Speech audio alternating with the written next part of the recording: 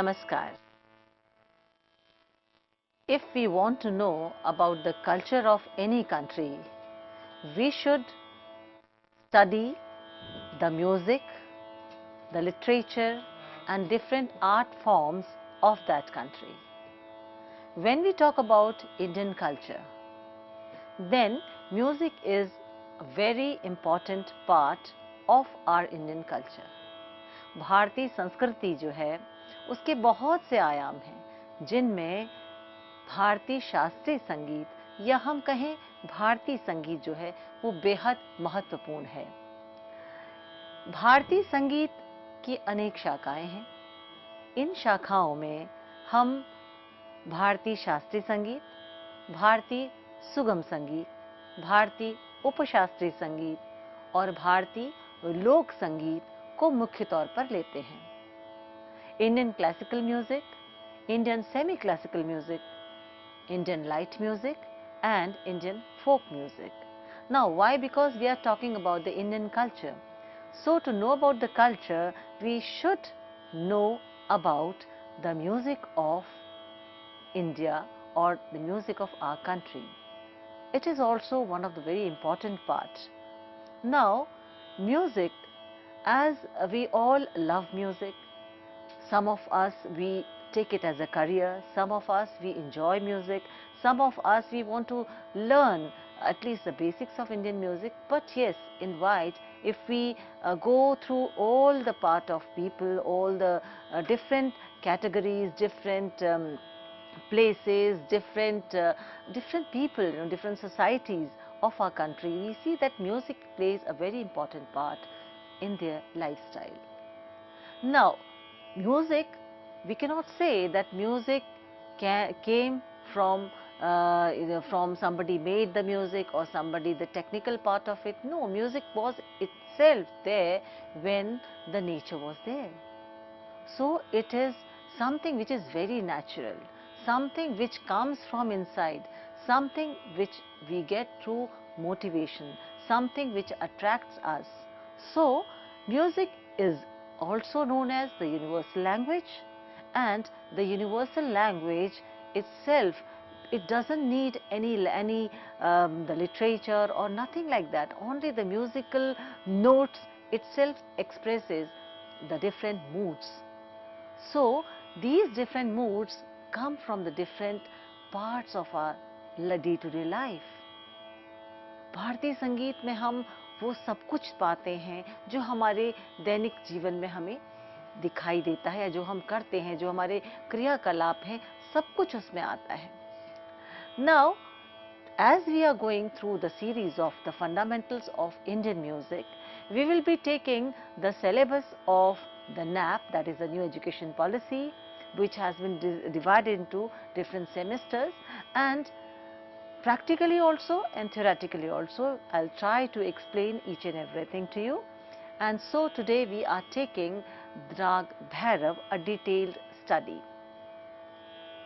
Indian classical music is also known as the Ragadari Sangeet.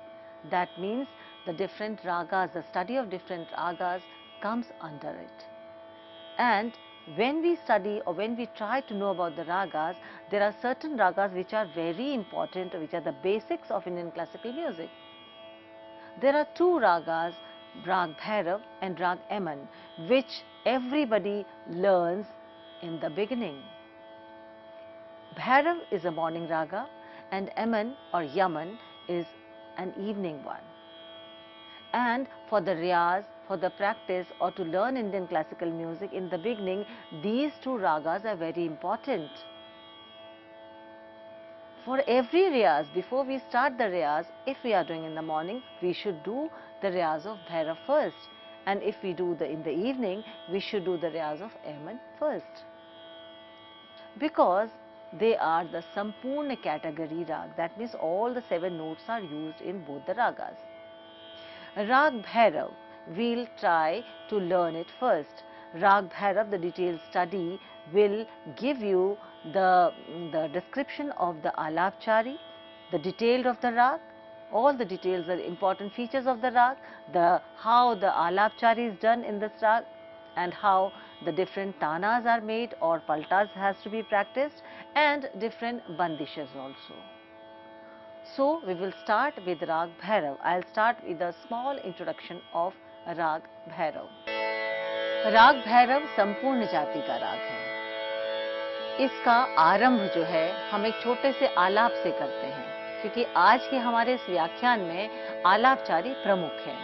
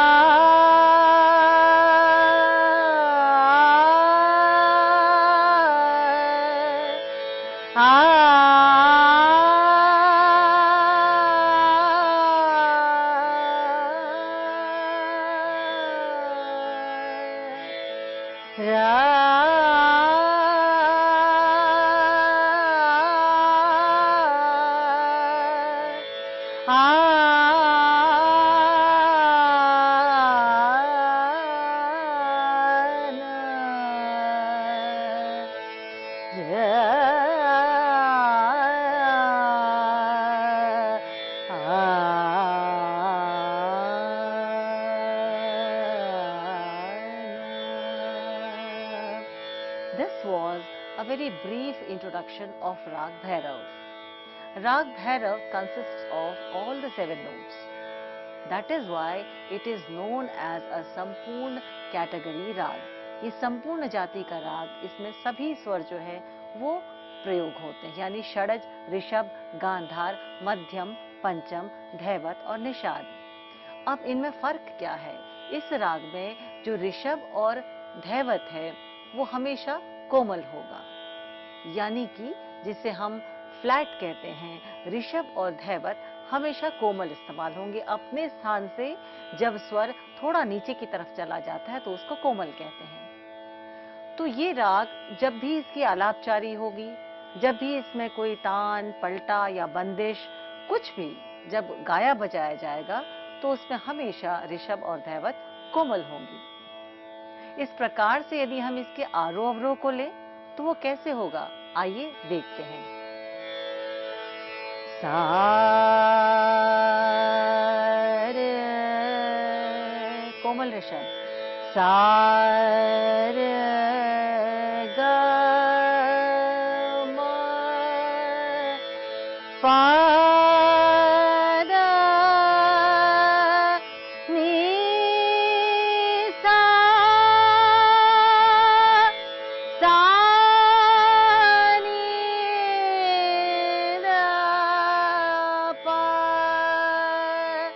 मा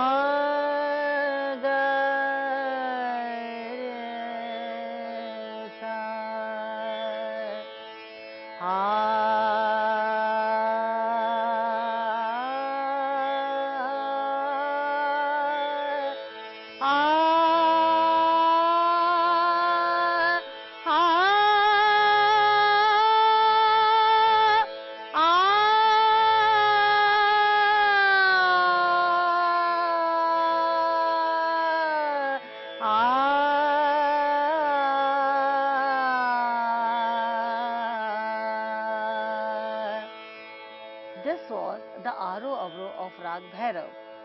Now, there is a group of notes through which when we sing it or when we play it, we can easily make out that this comes from Raag Bhairav.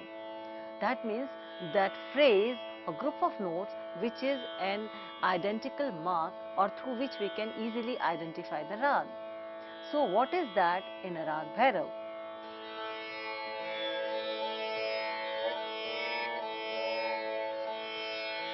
Ga ma da pa ga ma re sa sa ga ma da da pa ga ma re sa. ये जो भाग है जब भी गाया जाएगा या बजाया जाएगा हम एकदम से पहचान लेते हैं कि ये राग भैरव है, या किसी राग में यदि ये वाला स्वरगुच्छ जो है वो प्रयोग होता है तो हम आसानी से कह सकते हैं कि ये जो अंग है ये भैरव का यहाँ इस्तेमाल हुआ है। तो राग भैरव जिसके आरोह अवरोह संपूर्ण जो हैं वो मैंने आपको बताए, जिसमें ऋषभ धैवत आरोह अवरोह दोनों में कोमल है। इस प्रकार से इसकी जाति बनी संपूर्ण संपूर्ण या संपूर्ण। और इसका जो ये पहचान कराने वाला जो स्वर समुदाय है जिसको हम पकड़ भी कहते हैं वो इस प्रकार से रही जैसे मैंने आपको बताई। अब राग भैरव जो है इसको प्रातः काल गाए जाने वाला राग है। प्रातः काल का जो समय होता है वो बहुत शांत होता है, गंभीर होता है।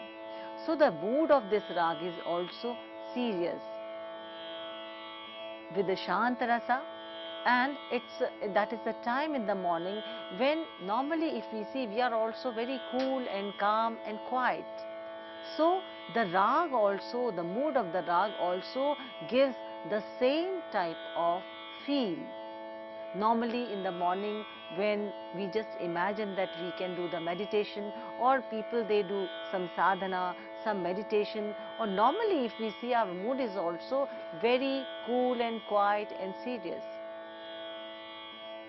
That is the feel which comes, or that is the emotion which comes through the notes which are used in Raag Bhairav. Even if just we listen to the alapchari of the rag, we get the same feel. Let's try it. Ha na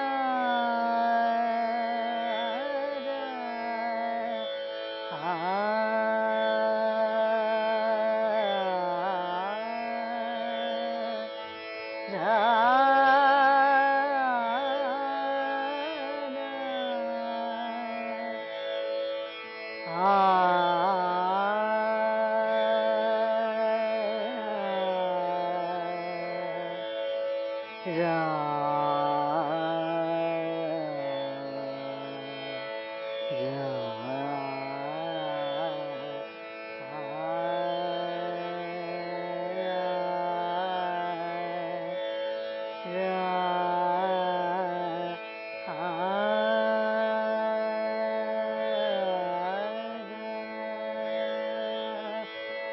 ra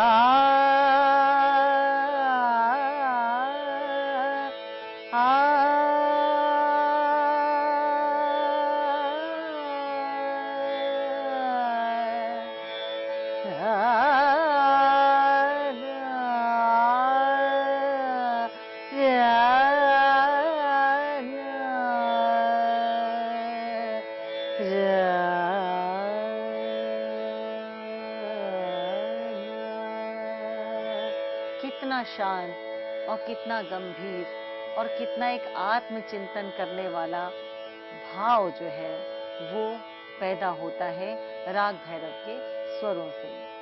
तो स्वर अपने आप में बताते हैं कि ये कोई चंचल राग नहीं है, यानी उस राग में हम गाते हुए एक चंचलता का माहौल, या हम कहें कि बहुत बहुत ज़्यादा खुशनुमा जिसे कहा जाए, या हम कहें कि बहुत एक जोश से भरा हुआ भाव ऐसा उत्पन्न नहीं हो रहा है। ये एक बहुत शांत और बहुत ही एक सुखद एहसास इस राग के स्वरों से होता है। अब जैसे हम कुछ बंदिशों को यदि ले तो प्रभु दाता सवन के, प्रभु दाता सवना के, प्रभु दाता सवना के, प्रभु दाता,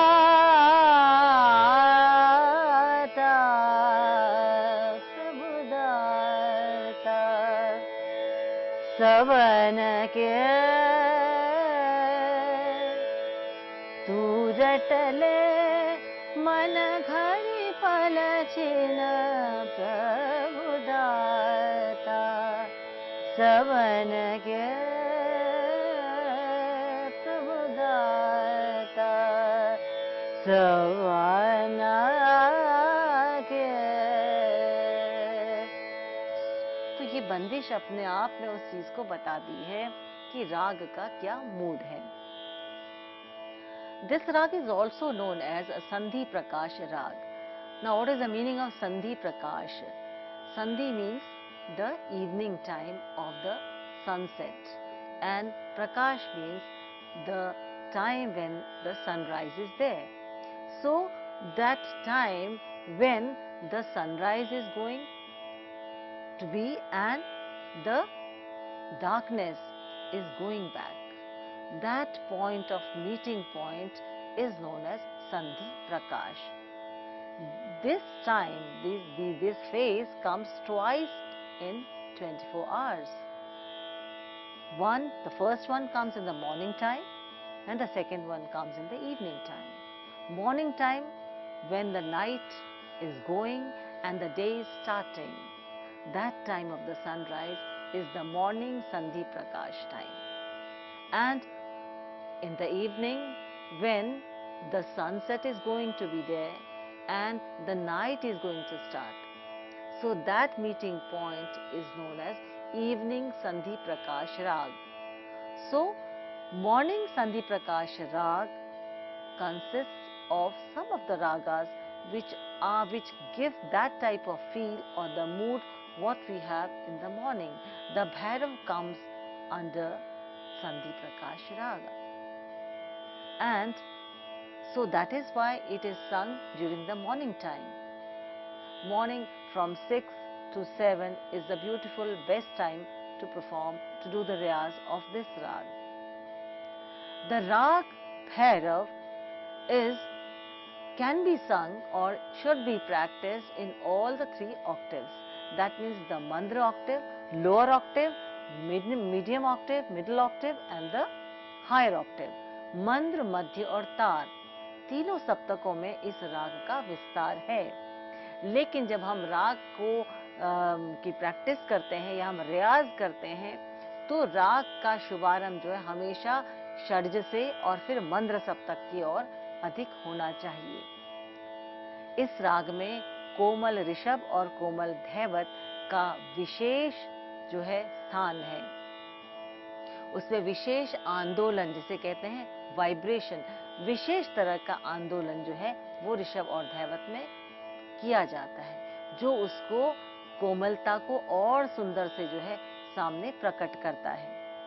अब जब हम इसको गाते हैं तो कैसे सा द सा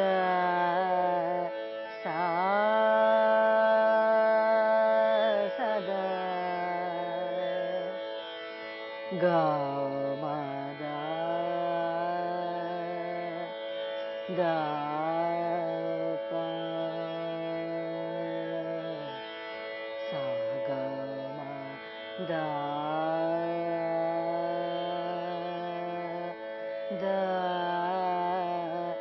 sa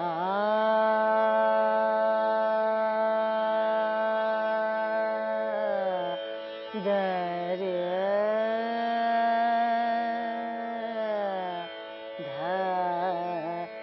sa re sa sa ga ma re da sa re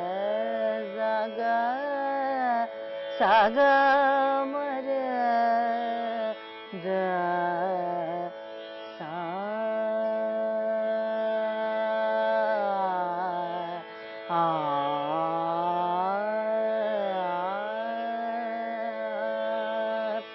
While singing Rishabh and Dhaivat should be sung with the help of the note Pancham. That means it is from Pancham, it is going towards Dhaivat, not from the Nishad one. So this is known as the Lag. Sa ga ma re sa da ga pa da sa. If we are going to sing Dhaivat like this, sa da da da, that is nida. It is touching Nishad and coming to Dhaivat. So many of the people, they sing like this. But when we are singing Raag Bhairav in a very pure form, we should use the Dhaivat with the help of Pancham. Sa da va ga ma da da.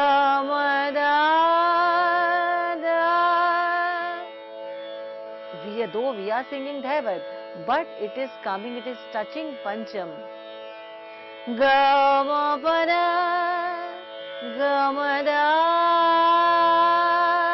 pa. This type of Dhaivat, when it is used, gives the pure form of Raag Bhairav. Ga ma da da da, ga ma da da da. तो ये जो हम धैवत का प्रयोग करते हैं, इसमें निषाद का कर्ण लग रहा है. गा म नि दा. वो कभी कभी जो है गायकों द्वारा प्रयोग होता है सौंदर्य के लिए, लेकिन जब हम राग भैरव को शुद्ध रूप में गाएं तो उसमें कोशिश होनी चाहिए कि पंचम से टच करते हुए राग भैरव आना चाहिए. द सा रे सा गा म रे धा पा गा म धा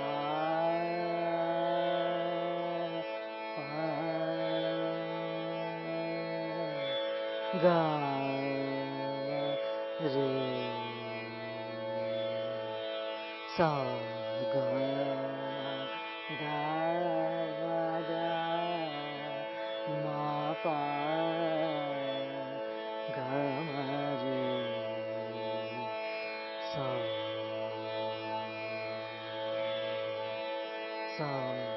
गा दा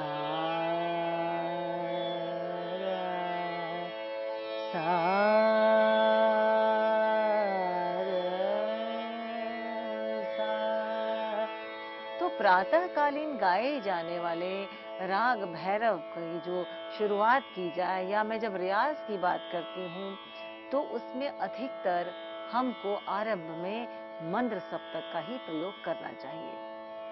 क्योंकि देखिए एक और बात है जो सोचने वाली बात है कि प्रातः काल का जब हम रियाज करते हैं तो हम यदि प्रातः काल जोर जोर से गाएंगे, ऊपर मध्य और तार सप्तक के ही सुरों से शुरू करेंगे तो कहीं ना कहीं गले पे भी जोर पड़ेगा. इसीलिए, और दूसरी वजह देखिए, बड़े हमारे विद्वानों ने जो रागों को बनाया है, मैं ऐसा समझती हूँ कि प्रातःकाल राग जो है वो यदि मंद्र में गाए जाएं तो किसी को डिस्टरबेंस भी नहीं होती और आपका ध्यान जो है पूरा केंद्रित राग की तरफ होता है। और आपका गला भी जो है, क्योंकि मंद्र यानी नींव, बेस राग का, वो आपका मजबूत हो रहा है, उसको आप गा रहे हैं तो आप गले की वार्म अप एक्सरसाइज भी होती और धीरे धीरे आपकी राग की इमारत जो है वो बनती चली जाती है और वो बहुत ही स्ट्रांग होती है। Because the base is strong. When we are practicing Raag Bhairav in Mandra Saptak, automatically our base is also getting stronger and we are somehow making a strong background for the Madhya and Tar Saptak. We will continue this lecture in our next session.